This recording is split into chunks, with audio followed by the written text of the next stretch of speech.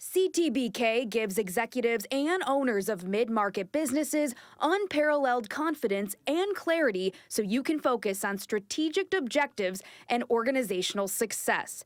Their multidisciplinary advisors, accountants, and team members have a wealth of experience and are all available and responsive to each client to ensure the most effective advice, actions, and outcomes no matter the situation or complexity level.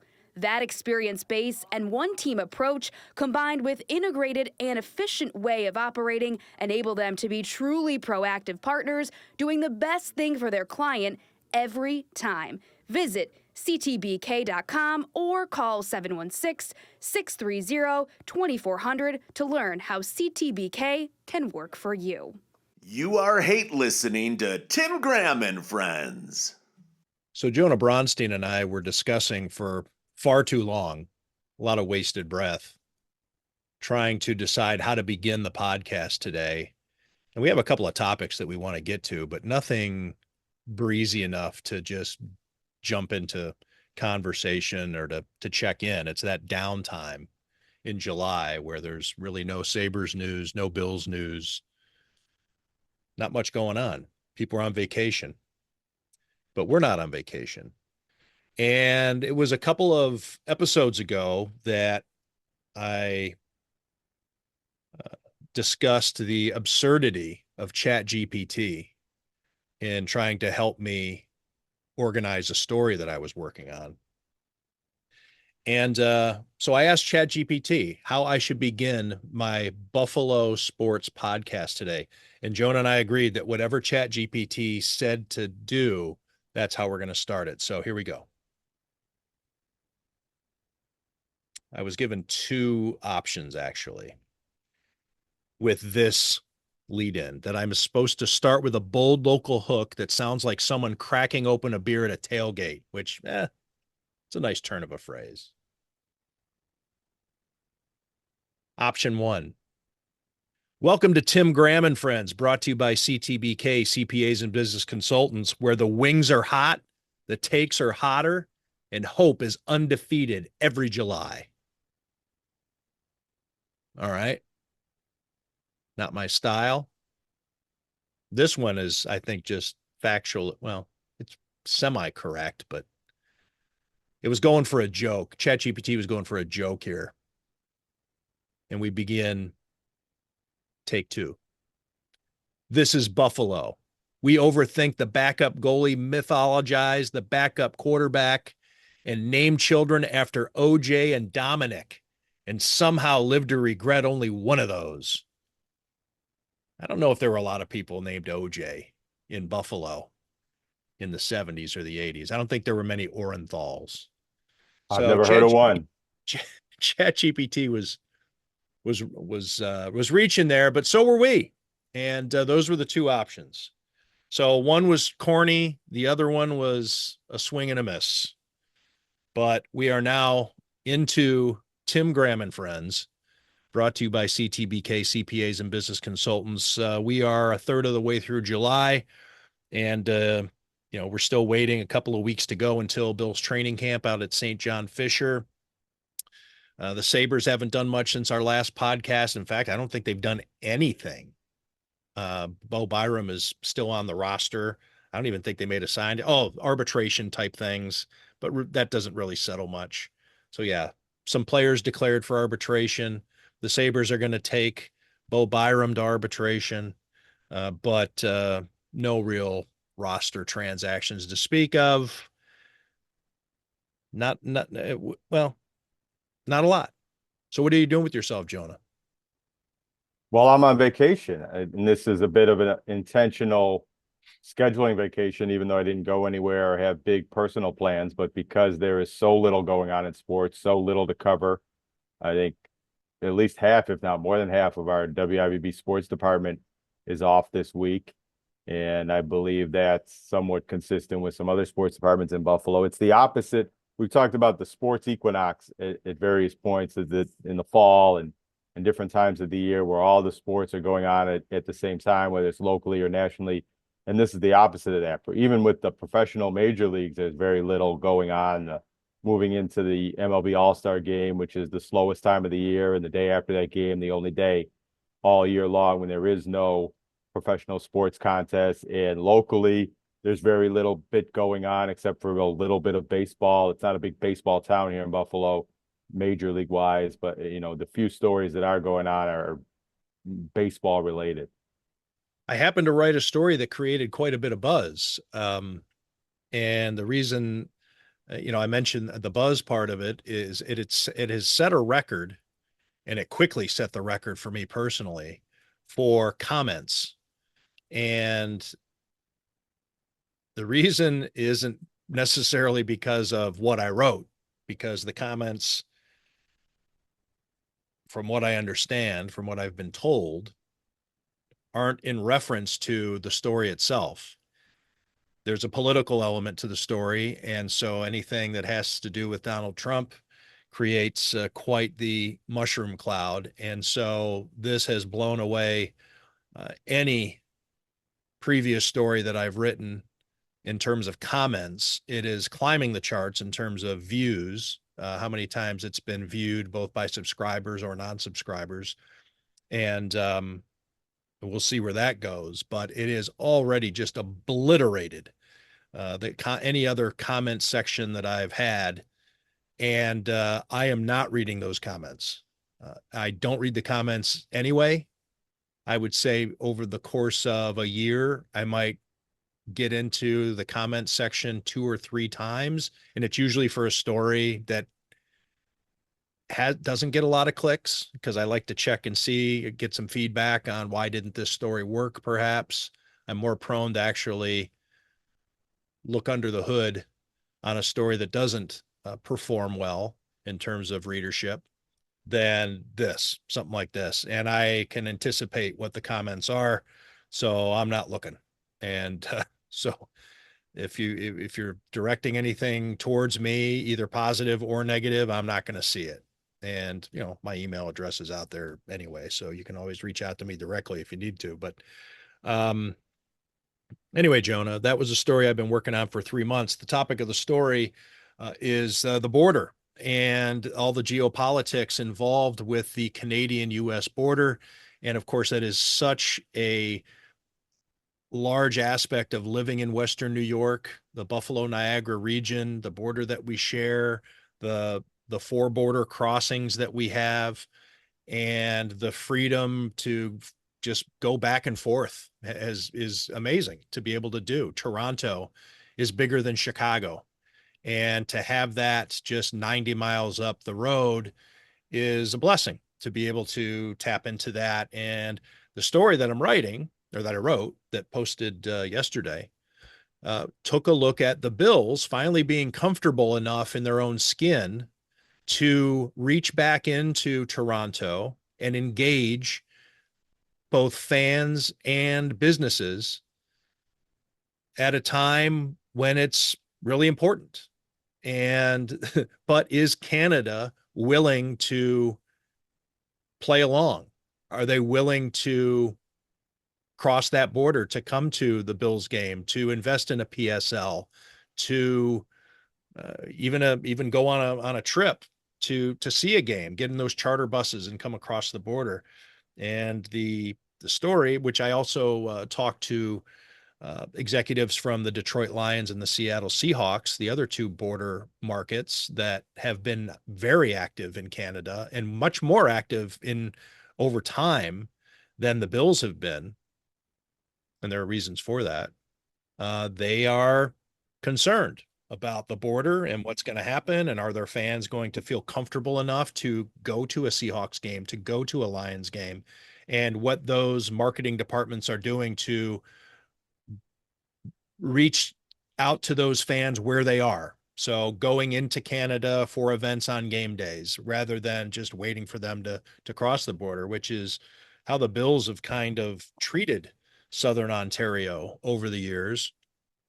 And there's also that boogeyman element to Toronto that created a very awkward public relations situation for the Bills, going back to the Bills and Toronto series.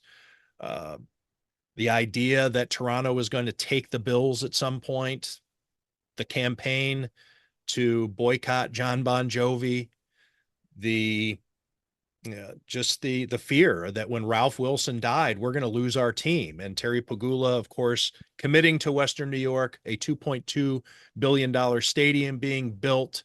The Bills no longer need to worry about public relations or their fans getting nervous that this team's going to leave, but they've left that market to just kind of sit there for a long time. And as noted in the story, 60% of the Bills' home territory, which is a 75-mile radius around the stadium, that's what's in the NFL bylaws. That's what designates your home territory. And there are carve-outs and exceptions for, say, Baltimore and DC, and there are carve-outs for, there were carve-outs for Oakland and San Francisco, that exceptions. But in general, and as it pertains to the Bills, 75-mile radius around the stadium, 60% of that home territory lives in Canada. That's a lot of potential fans. That's a lot of corporate money. And the Bills have kind of been hands off there for a while because it's that awkward dance of, we don't want to get too Canadian because then our fans are going to be upset, bad PR and all those things. But anyways, it was a fascinating project to work on for a few months, going to all the Bills backers bars that I could find in the Golden Horseshoe and talking to folks about their appetite for patronizing an American business. But I'm not reading the comments. Yeah, I read it today. I thought it was an impressive bit of reporting and the research you did and the different people you talked to, and interesting statistics about border travel on specific days when the Sabres were playing the Leafs or other Canadian teams and how that is worn down. But my large takeaway by the end was that I don't think it's going to have a significant impact on the Bills business and maybe some impact on the Sabres business. But I think there's a lot of different factors that go into that and different concerns that the Sabres have about their ticket sales business. But I don't know. What do you think? I mean, with the Bills selling tickets for this last year at the current stadium is not as important as selling personal seat licenses and tickets and corporate sponsorships for the new stadium. How much do you think this is going to affect their launch and ability to make a foothold in that Canadian market for the more pressing business that they have coming up in a year or two? Well, to hear the Bills tell it, they are excited about their PSL sales. They don't have concerns there. Everything is happening at a clip that they're pleased with. There also are, there already are about 8,000 Canadian season ticket holders for the current Highmark Stadium. So that's about 11% of capacity. And as this new stadium is being built and these PSLs are being sold, there is a waiting list that you can get on in case there are seats left over. These even the stadium is shrinking in size, so that makes the PSLs even more of a commodity for the season ticket holders, because some won't be able to maybe get in. They might run out of PSLs for everybody, for enough to go around. But even if there are some left over, 18% of the waiting list comes from Canada. So that is a sign that Canada still has an appetite. But things are still going on, and the sovereignty, 51st state, whether it be hot air or mocking or threatening or however a Canadian views it, it's wearing them out. And it's worn them out to the point of Wayne Kretz, who is the Buffalo, the Bills backers bar owner in St. Catharines. He owns Manhattan's Bar and Grill, and also runs a tour agency where they go to sports events. And sometimes they'll go to Detroit to see the Maple Leafs play and anything that's within a bus ride. But the most popular trips are Leafs at Sabres and coming to Bills games. and he's been doing it for 10 years. Well, he had to cancel the Leafs game on April 15th at KeyBank Center because he was getting so much vitriol on his Facebook page that crossing the border in and of itself was un-Canadian. It was borderline treasonous at that time, as April. He had to cancel the trip because not only were people not buying seats on the charter and the tickets that he had already to go, he had to eat a lot of his financial commitment, but it was bad PR for his bar. And now for football, his customers are willing to go, but those games are also a few months away. And who knows what's going to happen between now and then. So yes, I do think that I agree with you based on the dozens of people that I spoke with, not only fans, but business owners, analysts, academics, politicians, that the NFL still has the ability to make you, or at least Canadians in this aspect, they'll draw the line when it comes to the Sabres or the Leafs playing against the Sabres. But the NFL has the ability to get you to maybe massage your principles a little bit or rationalize your ability to cross the border, because how many times can you see Josh Allen play? You can't just go to Toronto or Vancouver or Montreal to see their NFL team. They don't have one. So if you want to see an NFL game and experience the tailgating and the joy of rooting for your favorite team in person, you have to cross the border. And right now it seems that's where Canadians are to a point. I'm seeing a lot of pushback though. Some people who've said, I can't, as long as Trump is in office, I can't in good conscience cross the border. We see the stories all over the place on your station and all the others about tourism being affected. There was a great story done. I don't remember who did it. One of the local Buffalo TV stations, maybe a month and a half ago, about the duty-free stores that are hurting. And it was a great barometer, I thought, to actually go to the duty-free stores because they're independent. They're not government agencies, and saying, how's business? And they're like, we might be we're on the ropes.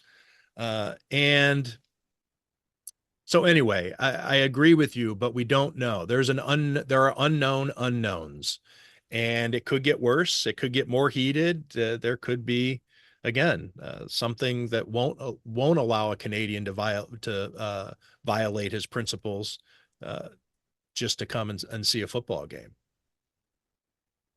Another consideration, I've heard this anecdotally, and I think it's probably in the mix with this political climate, is there's Canadian citizens, non-US citizens, and specifically people who don't look like some Americans believe an American citizen should or does look like, who have trepidation about coming over to the United States and running into issues with ICE or whatnot. And you know, Trump's not going to be the president forever. In fact, he's only going to be president for 3 more years. And he does sometimes have a short attention span for his policies and his pet projects. But if this vein of Trumpism, if this stance on Canada or immigration and things like that takes a foothold in the Republican Party and in the culture and extends beyond this Trump administration, I think that's more interesting, or that more,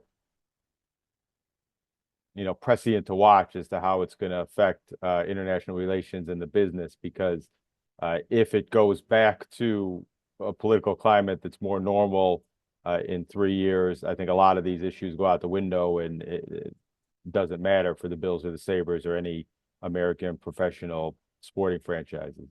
I spoke to a lot of people in my rounds in the time that I spent in Southern Ontario working on this story, and also reached out to a lot of people who responded via email. I had a lot of people recommended to me, hey, talk to so-and-so. He's a season ticket holder.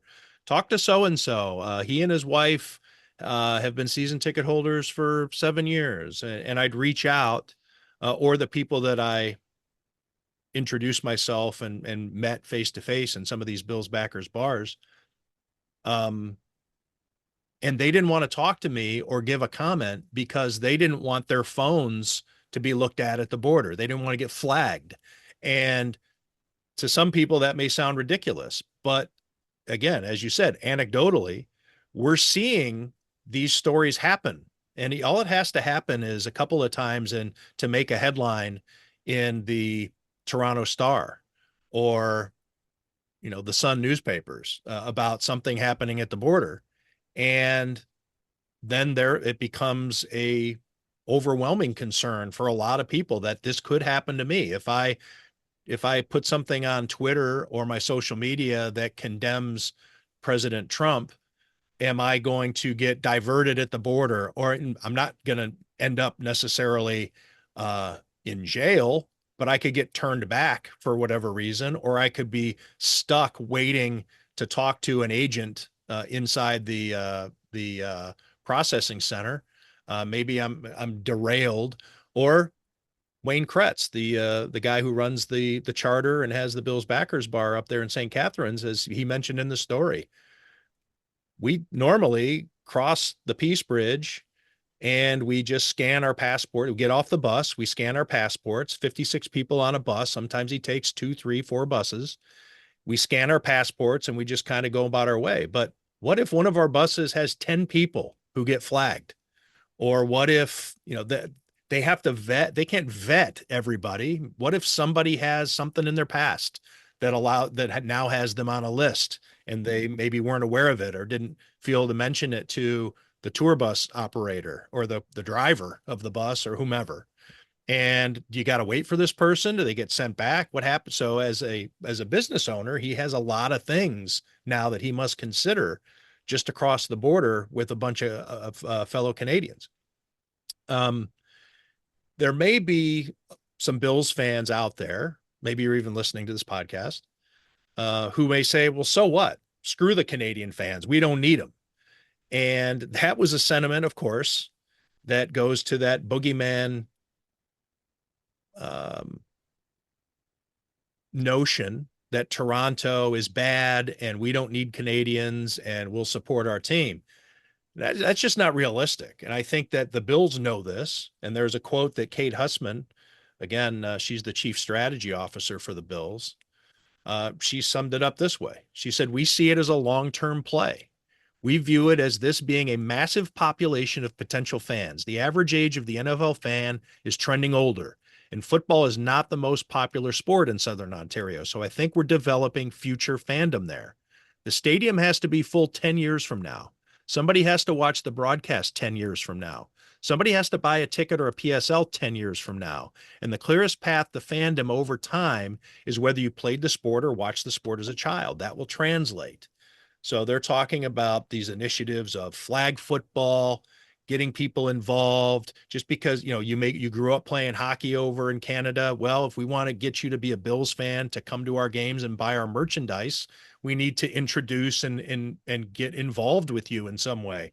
And that's something that the Bills haven't done over decades. And it's something that they feel is important now. So again, the 10 years from now aspect is, the PSLs, however they sell now, whatever. But when Josh Allen is no longer the quarterback of this team and they hit a couple of seasons where they're not going to the playoffs, and the successor to Josh Allen is a Billy Joe Hobart or a Nathan Peterman or a Trent Edwards or whoever, there's that period. I mean, it's the Green Bay Packers, seem to pull a franchise quarterback out of their rear every 10 to 15 years. The Bills there's a lot of teams out there that know that it's just not that easy. And the Bills need to maximize their fan base. So that way, when this lease is up in 3 decades, there's a new lease to be signed, or you're not dealing with the threat to, all right, now we finally need to move. We need to, all right, we're going to Toronto, or we're going to Birmingham or San Diego or whatever town is really hot and doing things 30 years from now. So it is important for Bills fans to make sure that their team can tap into this market and thrive. I want to ask you about another quote from this story, what you think, and then, I have some follow-up thoughts after it. Jack Armstrong, who I really like and agree with his perspective on a lot of things, a Bills fan and season ticket holder who works in Toronto with the Raptors and has for a long time and radio up there as well. He says if they had handled that situation years ago the right way, Toronto would probably have its own NFL team right now. What do you think he means, or what do you think was handled wrong by either the Bills or the NFL that they could have done differently to make that work out? Because I feel like it didn't work out, but I'm not sure it was mishandled by the Bills or the NFL. Well, I think it was mishandled in that the Bills gave those games to the Rodgers conglomerate. Ted Rodgers, who's no longer alive, he's not here anymore, but the Rodgers family, which is still very much involved with Toronto sports, and it's the missing part of their portfolio is the National Football League. That family has wanted the NFL for a long, long time, but selling those games for the Bills Toronto series the way they did, the Bills pretty much just sold the games and said, okay, go ahead, set the ticket, the price points, the whole rollout, just pissed everybody off.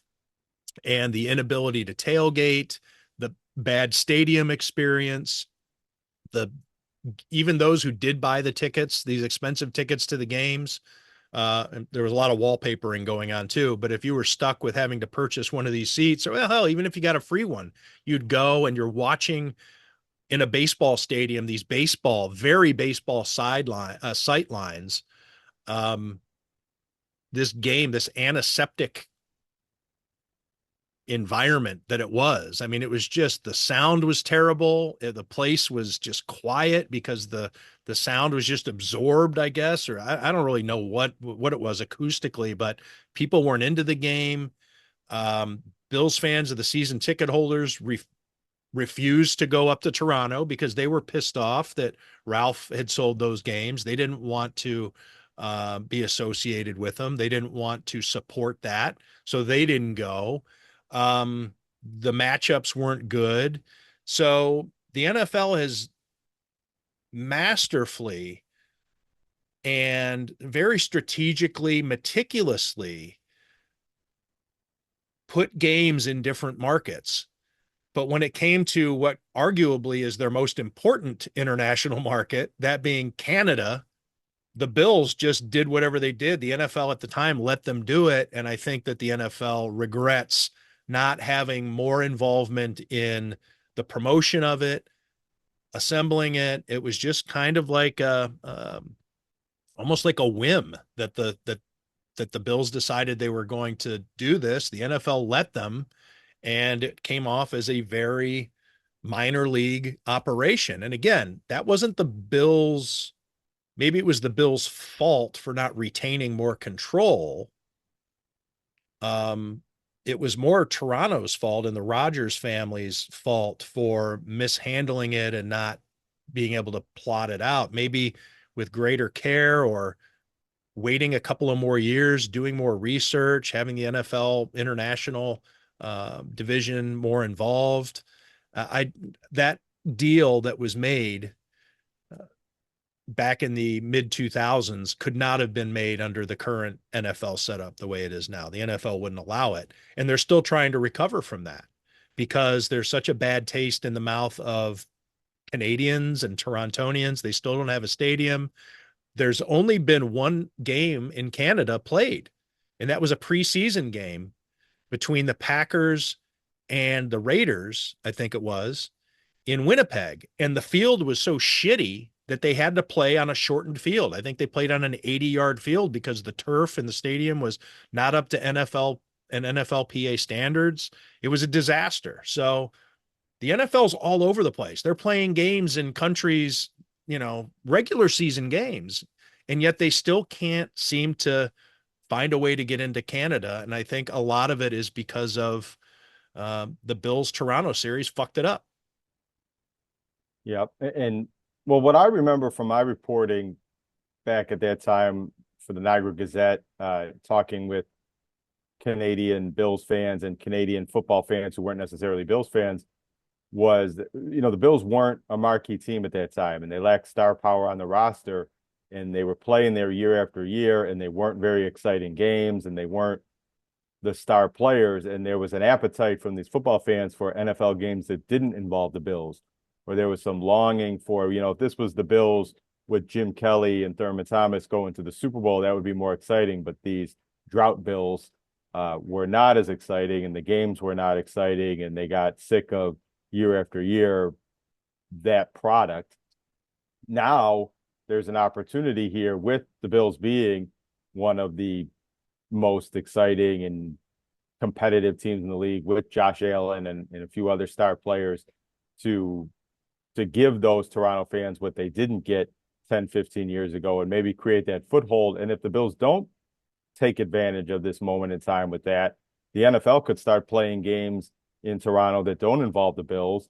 And, that Toronto fans might like that better, or might, if they get different star players every year, or a very attractive game involving two NFC teams or whatever, or Patrick Mahomes and the Chiefs, there might be some belief that, yeah, we like this better, and we don't really want the Bills forced upon us. And while the Bills do seem to have a strong fan base in Southern Ontario, I've always wondered how much of that extends up into Toronto and different parts of Canada, and that within that 75-mile radius. But, there's a big difference geographically between Fort Erie, how close that is to the Bills Stadium, in Toronto, and how many Bills fans are there really in Toronto.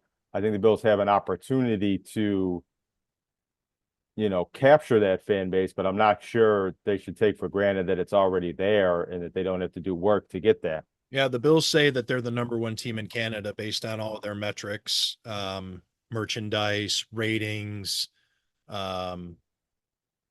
etc. But they've taken a laissez-faire, almost just nonchalant approach to it. Like, as we're good and we're interesting, we're the NFL, and we've seen our fandom and our season ticket base of Canadians grow, or it's stayed steady, or just been strong, robust, to use the Russ Brandon crutch word. Whenever he wanted to talk about how good something was, it was always robust. But they have, again, been laissez-faire about it. They've just let it happen organically. Meanwhile, the Detroit Lions would love nothing more than to get a game in wherever. I mean, London, Ontario, I'm talking about. Of course, they wouldn't have a field. Hamilton, maybe in Tim Hortons, what do they call it? Tim Hortons Stadium? What is the Tim Hortons field where the Ticats play? Sounds right to me. Tim Hortons Field, Tim Hortons, whatever. But anyway, Toronto, they don't care. I think because the Bills have kind of left it there for everybody else to maybe make their move, and they have been making their moves. Seattle, Minnesota, even though Minnesota is quite a distance from Winnipeg, and Detroit have nationwide marketing rights within Canada. The Bills just only recently got them because they never wanted them. The NFL essentially made them take Canada a couple of months ago. At the end of the recent owners meetings this spring, late winter, early spring, the Bills were one of three teams that had no international marketing rights. The Bengals and the Tennessee Titans were the other two. And it's amazing to me that the Bills never said, yes, we'll take the international, or we'll apply for international marketing rights for Canada. The NFL got to a point recently, within the past, I don't know, a couple months, where they essentially said to the Titans, the Bengals, and the Bills, we want all 32 teams to have international marketing rights somewhere. We're going to give you some. So they assigned the Bills to Canada. They assigned the Bengals to Canada. And I think they assigned the Titans to Ireland or something like that. But the Bills just kind of let it go. And they're just like, well, yeah, well, Toronto's within our 75-mile radius. That's good enough for us. Well, you have the opportunity to go market the hell out of yourself wherever you want, from Newfoundland to Victoria. Anyways, There's also the fact, because I think this interesting. plays into it, Buffalo media, the local television stations and radio, extends into parts of Southern Ontario. And I think radio-wise, you can pick up certain radio stations in Toronto, but I don't think they get our television stations. But that's a factor. And, figuring out those, airwave borders and how that factors into the fan base is important. One thing I remember Canadian fans telling me back then, and I think this is probably still the case, is that they preferred getting on those party buses and coming to watch Bills games at the Bills Stadium and that tailgate experience and the Bills Mafia culture more than the stadium atmosphere they were getting at these Toronto games and not able to tailgate out there. And I know that, I remember or seem to recall some chatter that the NFL didn't love Rogers Stadium at that time and that it wasn't an ideal venue for a permanent NFL team. So, the idea that the Bills would move to Toronto or another NFL team would be permanently based in Toronto, that would require a new stadium. And Absolutely. I think there's television deal dynamics that make that maybe not an ideal market for the NFL to have a team there permanently. But real quick on Rogers Center, the former Sky Dome, the baseball, I mentioned earlier the sight lines and how bad they are. And you think, well, football and baseball teams have shared stadiums for a long time, whether it be Cincinnati and St. Louis and fill in the blank. But Rogers Stadium was built specifically for baseball. It wasn't built as a multi-purpose venue. And it's not even necessarily a good CFL venue, but it was built to kind of accommodate the CFL. That's where the Toronto Argonauts play. But for an NFL, I mean, it was shit. So yeah, they would absolutely need to build a new stadium. I'm sorry. Well, where I was going with that is that I do think that the Bills should be exploring the feasibility, which they are, and possibly play games in Toronto again. Regular season games, perhaps, or exhibition games, or some sort of mix, and do what they can to claim Toronto as that secondary home market. It would help if the NFL ever goes to an 18-game schedule or some sort of schedule format where every team plays 1 or 2 games at a neutral location or something like that. And if the Bills can make this semi-home market their neutral stadium, there's a bit of a competitive and a marketing advantage to being able to do that. There will be a lot less concern from Bills fans about the Bills eventually moving to Toronto if they start playing a game up there every year. But even though those fears are somewhat eased, it won't be very popular among Bills fans. They won't like giving up a home game every year, even if it's the 9th home game. Especially after you've paid a PSL fee. Right. And to lose one of your games. Well, yeah, absolutely. And if the Bills lose any of those games and there's some sort of belief that they're losing their home field advantage by playing up there, Bills fans will be agitated by that. And the Bills players and organization won't like that as well. And even the Bills fans that might make the trip, they're not going to like making that travel and not having the tailgating and getting out of their game day routines for those games, even if there's something about it that the Canadian fans like, or they're spreading it into the Canadian market. There will be some resentment. Now, if, Pete Gwelly and his crew or anybody are watching this, what I would suggest to counteract that is that the Pagula operation put up some money and do some work and do some work with some other organizations or whoever needs to be done to have the occasional Raptors game or Toronto Blue Jays game or Toronto FC game and foster this partnership between Buffalo and Toronto being shared markets for multiple sports. And I think even if it wasn't a direct trade of games, if there was some sort of feeling among Buffalo sports fans as we are trading one Bills home game every year, especially if it's that 9th home game that maybe the NFL say it has to be played somewhere else for a Raptors game or a Blue Jays series here and there and things like that. I think then a lot of Buffalo sports fans will take that deal and feel a lot better about how that's going, especially if they don't think that the Bills are moving up to Toronto permanently, or that one game will someday become 4 games, which a lot of people felt was a danger there 10 years ago when they were doing that Toronto series. Yeah, there's so much that would need to be done. And as I interviewed the NFL Canada executive who said that there are no plans at the moment for any NFL games to be played in Canada. There's nothing in the works. Yes, that it'll happen at some point, but it's not even anything that hasn't been announced yet. There's nothing, there are no, there's nothing tangible regarding preseason, regular season, anything. And that's amazing to me because the NFL, the behemoth that it is the only major sports league that doesn't have footholds in Canada.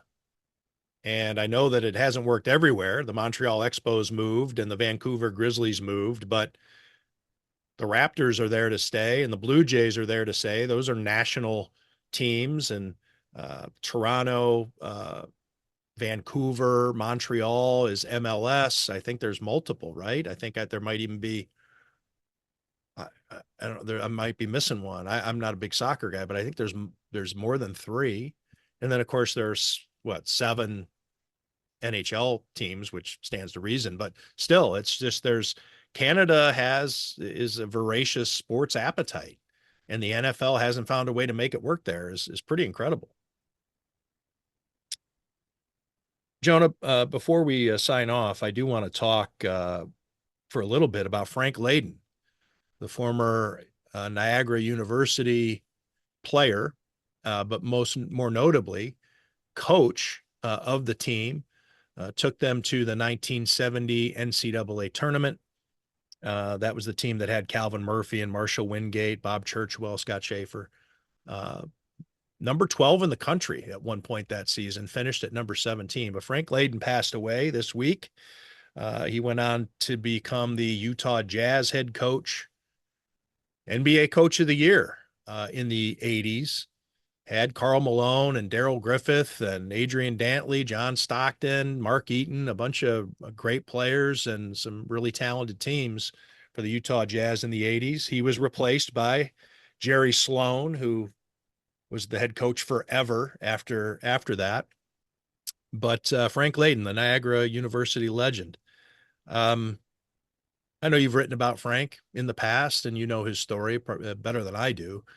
But what comes to mind? Maybe I just gave the quick overview, but what Frank Layden meant to Big Four basketball? Well, Frank Layden's coaching career in Western New York, and before that, his playing career was long before I was alive or covering any of this. But I do remember Frank Layden making semi-frequent visits back to Niagara while I was covering Niagara for the Niagara Gazette.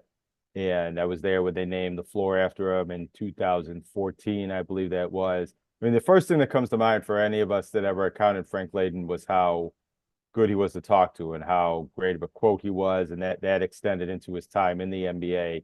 People that covered him there and had some memorable one-liners during his time with the Utah Jazz.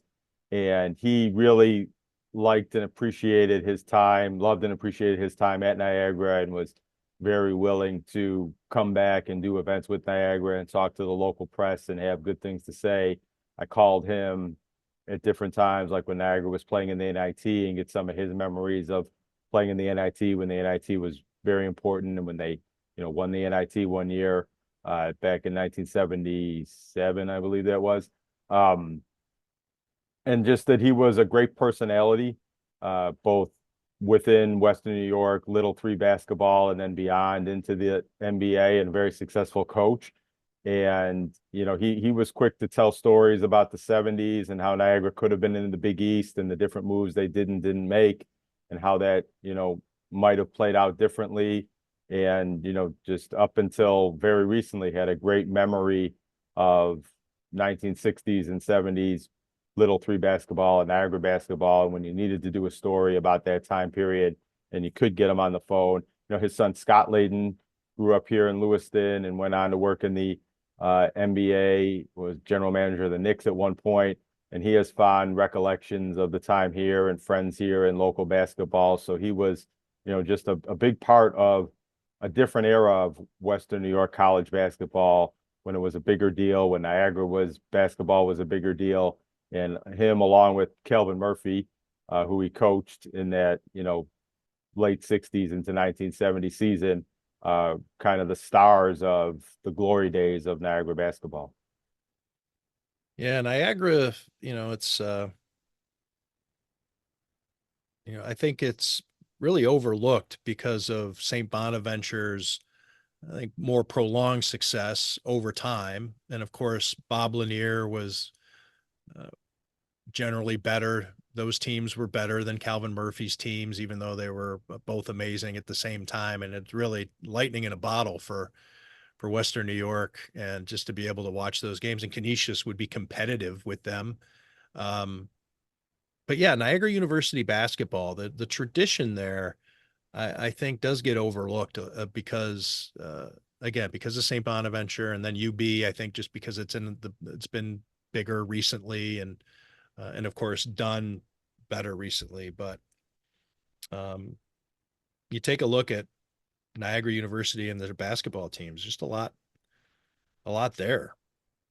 I mean, guys who've gone to the NBA, right? I mean, what program has sent more guys to the NBA in the last 25 years, right? Probably Niagara over UB and Bonaventure, right? I don't know how many Niagara had a few? No, I don't think they've had NBA players coming out in the last 25 years. But going back to Frank Layden's era, it was him, it was Hubie Brown, Larry Costello, Kelvin Murphy.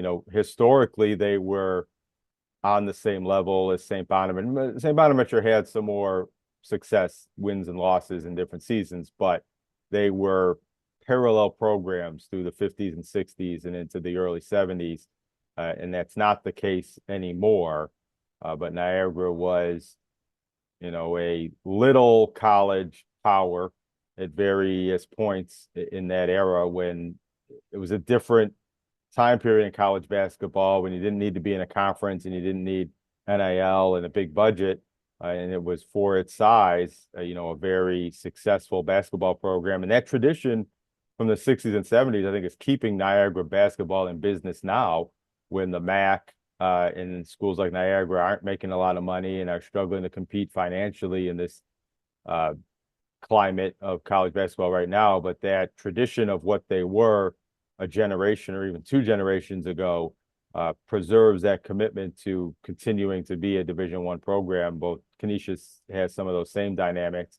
And if they didn't have as much success and as many memorable personalities in the 60s and 70s and 50s before that, Niagara might have decided to drop out of Division I years ago, or might be thinking about that harder now. But the alumni and the passion that was created 50 plus years ago is keeping the lights on, really, at the Gallagher Center, I think, in some ways. I was thinking back in Joe Mihalik's days. I thought Joe Juan had Mendez got the closest, and but I'm none of the thinking guys of like I NBA. covered. Who was the Canadian kid that Juan Mendez, yeah, Juan Mendez yeah. didn't make it to the NBA? I might have made it summer league camp. He graduated right before I started covering the team, but he didn't play any NBA games.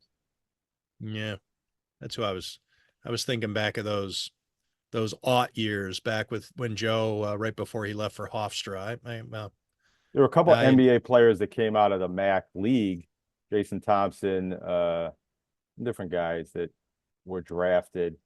But I don't believe Niagara has had an NBA player since Joe Lucas in the late 80s, early 90s. All right, I stand corrected. Still, great tradition of basketball at Niagara. There's no disputing that. That's unquestioned.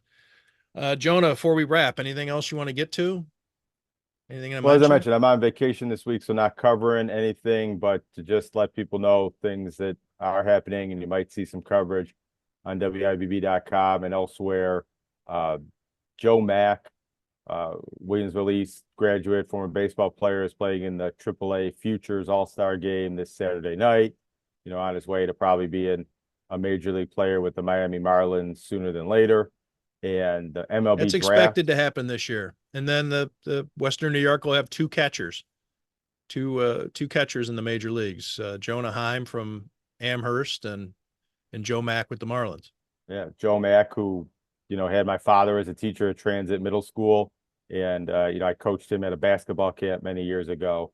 It's kind of cool to see his progression. And then MLB draft is coming up, I believe, Sunday and Monday, if not Monday and Tuesday. And there's a local player, Matt Barr from Cheektowaga, who was an All-American pitcher this past year for Niagara County Community College. He'll get drafted for sure. How high is really the question. He was rated a top 150 prospect and went to the MLB Combine. So that puts him probably in line to get drafted in the 5th round or earlier. So not a lot going on in sports locally or nationally, but a bit of this baseball midseason summer classic type content coming out that involves some locals. And then, the MLB All-Star game is Tuesday night, I think. Who knows? And they got some amateur golf next week. Porter Cup tees off Wednesday. Any big storylines at the Porter Cup?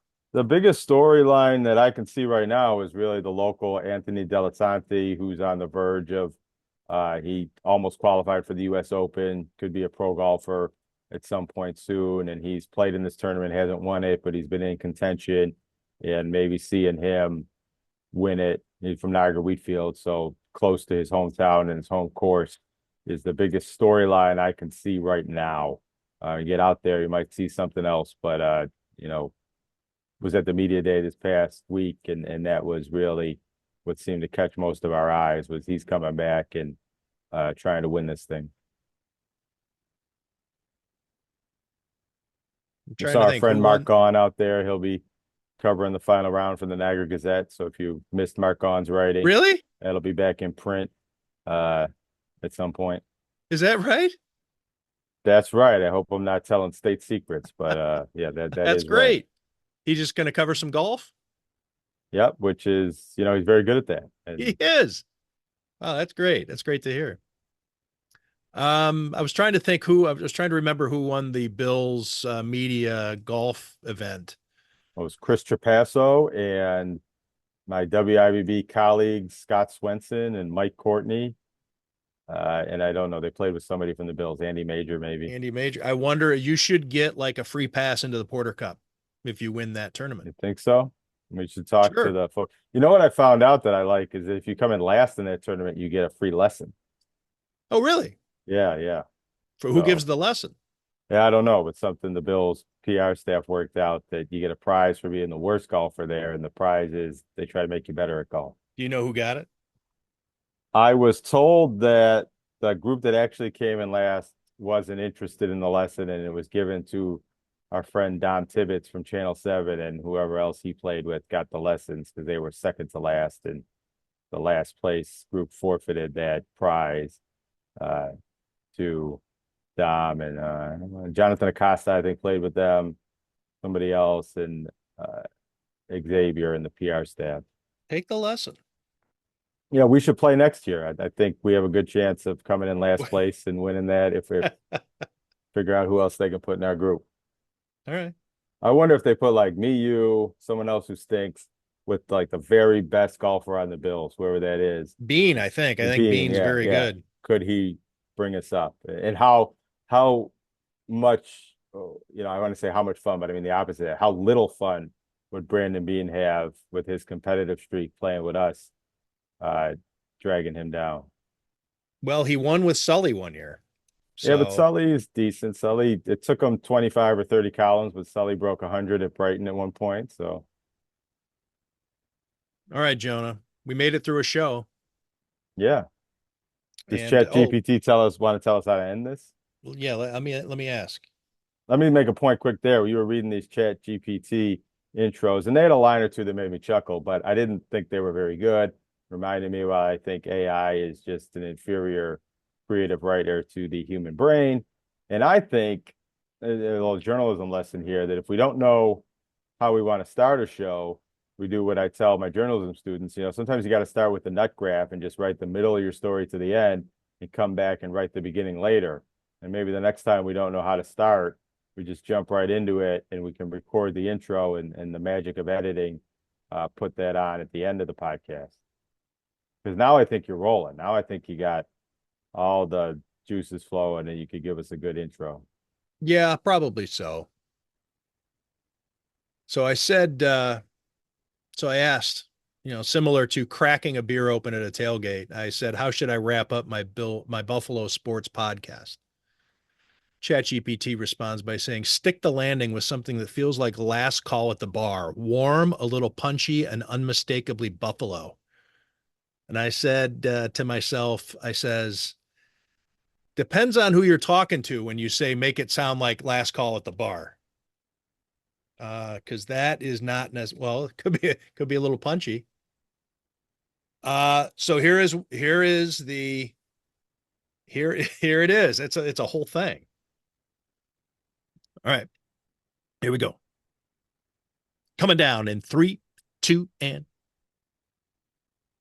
that's it for this week from the only city where heartbreak is a tradition and hope is a reflex. Whether you're screaming at a Sabres rebuild, daydreaming about Josh Allen in February, or just trying to figure out if it's still okay to hate Bledsoe, thanks for hanging with us. We'll be back next week. We'll be back next week. Same time, same skyline, same irrational belief that this is finally the year. Until then, be good to each other. And as always, go Bills, go Sabres, and go easy on the blue cheese. Of course, Buffalo's known for its skyline. Yeah. But it does hit all the points. There was a Go blue cheese easy on the reference blue in there. cheese. Yeah.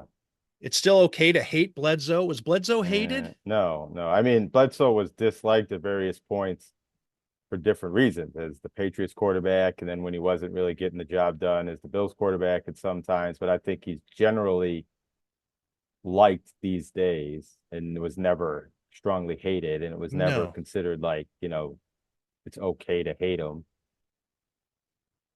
Yeah, that was a swing and a miss by ChatGPT.